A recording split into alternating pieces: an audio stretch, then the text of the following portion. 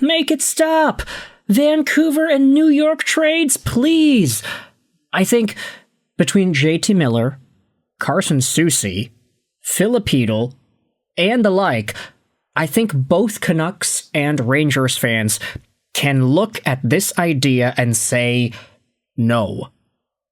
But this video is not strictly about the Rangers. In fact, we're going to be talking about a bunch of teams. We're talking, of course, about Vancouver. I'm a Vancouver guy, so of course I want to talk about my Canucks. We're going to be talking about the Avalanche, the Stars, and of course, the New York Rangers. Because earlier, yesterday, we had ourselves some articles, some radio hits, that were talking about various members around the NHL's communities and how they could or could not be linked to Vancouver. So let's start out actually with the trade pseudo-quasi update, if you wanted to say, because earlier in the week you had yourselves James Mrtka of The Athletic going out there and reporting on his NHL Trade Matchmaker series of articles, predicting where top targets go by the deadline.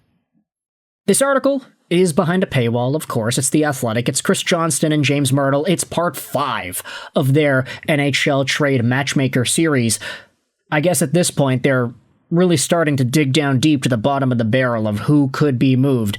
Trocheck and Wallstedt are, of course, notable examples.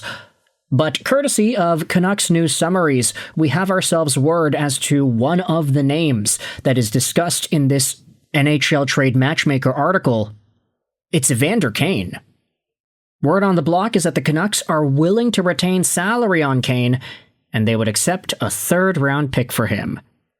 Chris Johnston predicts the Avalanche as the team to acquire him, while Mrtka predicts the Stars. Now, that's not necessarily new. The idea that either of these Central Division teams could be the destination for Evander Kane. I mean, if we just scroll all the way down and take a look at the updates that we had been seeing, Evander Kane was already linked to both the Stars and the Avalanche. These two teams already were seen as the most likely trade destinations, and hedonistically, I'm kind of thinking about it like, yeah, okay, good. Go to the Central, Evander. Head over to Dallas, head over to Colorado, and give Quinn Hughes hell when you meet him in the playoffs. Okay, is that a bad thing to think about? I don't know. You can let me know your thoughts in the comments section whether or not that's actually valid for a Canucks fan to think these days. But Evander Kane is making $5.125 million till the end of the season. He's not coming back, of course. Vancouver is not going to re-sign this dude. If they retain 50% and some lucky NHL team gets Evander Kane at $2-point-something million a year, 2.6, excuse me, then, hey, be my guest. Go out there and see if you could dig out what Vancouver Canucks fans had been expecting out of this guy, which, I'm going to be real, hasn't really been too far from the real picture. I mean, Evander Kane this season, 25 points, 56 games played, on pace for 36 over a full 81-game season. That's not the worst in the world. Is it $5 million good? No. Is it better than maybe some of us would have thought? I'd honestly say, yeah. Is it as good as maybe the peak Evander Kane could have been? Absolutely not. I mean, Evander Kane, 44 points 2 years ago, 40 points again in 43 games in a very small sample a few years ago after being traded from San Jose. Obviously, we know that Kane has been productive in the past, and even as far back as just 3 seasons ago, he was a point-per-game player in the postseason. It's just, Vancouver has not really been a good team, and Evander Kane has been struggling as well on top of that. So if a team like Dallas or a team like Colorado can look at Kane and say, hey, this guy was a half a point a game in the playoffs last year after missing the entire year, and just a few years ago he was over a point per game, getting 13 goals in 15 games played, that is absolutely outstanding. This is a guy that maybe some folks would think they could bring the best out of. I mean, Evander Kane led the entire 2022 playoffs in goals, and he did so in 5 fewer games played than Nathan MacKinnon. That is ridiculous, now that I think about it. Colorado, Dallas, take your pick. See if you like this guy. See if you could bring it out of him. Now, we have ourselves an update about the New York Rangers as well. Let's head over onto Donnie and Dolly. Excuse me, it's just Dolly because he made an appearance on Halford and Bruff earlier yesterday on Friday. Shout out to Canucks News Summaries, as always, for providing us the summary. There's a really big, extensive list as to what Vancouver's priorities are at the draft and an update on Parker Alkos. Head over to here, though, you'll see that Rick Dollywell spoke about how the Vancouver Canucks have had interest in forward Brennan Othmann in the past. Now, there are some other notes here, too. Filipino, he'll get reassessed after the Olympics, the waiver wire, the dressing room. Worried about the lack of character and how some players don't seem to care. Yeah, I'm kind of worried about that, too, Rick. Not gonna lie. But let's talk a little bit about Brennan Othmann and his profile as a New York Rangers prospect. He's a guy that I think a lot of Rangers fans, just based off of reading their subreddit and seeing what folks have to say on social media, doesn't really seem like Rangers fans are having too good of a time with Brennan Othmann in their system. 23 years old, 6 feet, 192, a left-handed winger, a guy who is on his ELC and who was a 16th overall pick 5 years ago. 5 years ago, he was actually drafted out of the Swiss League because the OHL did not play that season.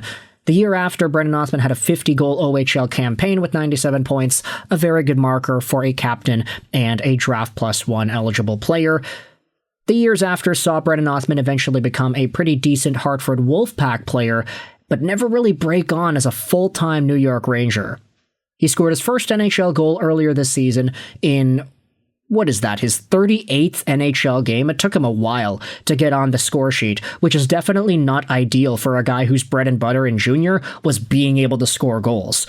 Unfortunately, Othmann's mobility has held him back. His off-puck play can be improved as well.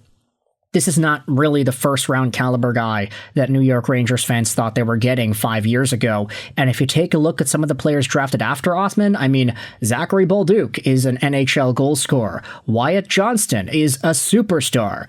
And then as you go further down, you've got guys like Josh Doan, Logan Stankoven, Matthew Nyes, Giannis Moser. I mean, it's really, really rough out here for Rangers fans who expect more out of Brennan Othmann. Now, the word that Vancouver apparently is interested in this guy does not necessarily surprise me, but at the same time, I do kind of think about it like, yeah, Brennan Othmann is 23 years old already. I understand that the Vancouver Canucks have this idea that, hey, guys in the 20 to 25 range are guys that we're going to target. But this idea of just taking reclamation projects and giving them immediate spots in Vancouver, it hasn't worked. Not just with this regime, but with the past regime. From Derek Pouliot to Jack Studnicka to Eric Bronstrom to Daniel Sprong to Lukas Reichel and Vitaly Kravtsov, Vancouver has been sort of a graveyard for these NHL prospects that had super high ceilings coming over and not finding fits with their first organizations. Vancouver says, you can send them over here. We'll try to take advantage of it, and it never works. Brennan Othmann would be just another one of these guys. He would be the next Vitaly Kravtsov. He would be the next, I'm gonna say Daniel Sprong. I was gonna say Bronstrom, but no, Bronstrom's a defenseman, so maybe it's a little bit different there.